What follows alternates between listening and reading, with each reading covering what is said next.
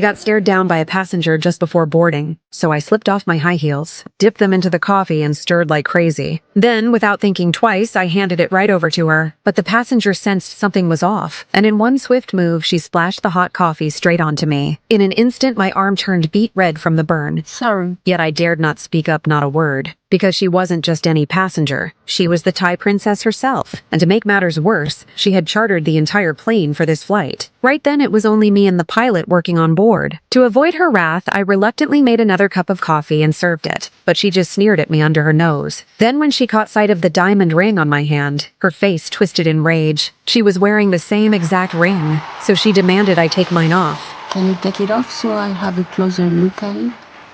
Her demand was absurd, downright petty. In my head, I was cursing her out. But since she was royalty, I had no choice but to comply and hand it over. What I didn't expect was in the next second, she flung my ring to the floor and ground it under her golden heels. And beg for forgiveness from the wife.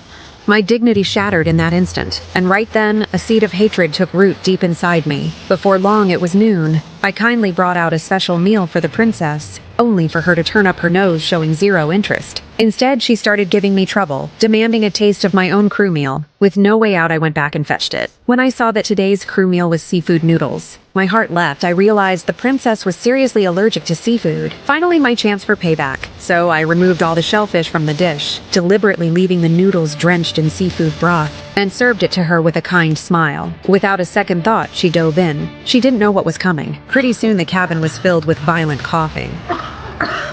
Sure enough, after eating those seafood noodles, the princess broke out into a full-blown allergic reaction. Seeing this, I pretended to be helpful and offered her a glass of water. But to my surprise, she snapped up and bolted for the lavatory. Just when I felt a flicker of satisfaction inside, I noticed some photos on the seat nearby. And to my horror, they were pictures of me and the prince on dates. In that moment, I understood everything. The princess had known about my relationship with the prince all along. I panicked and rose to leave at once. But in the next second, I ran straight into the princess, who was just coming out of the lavatory.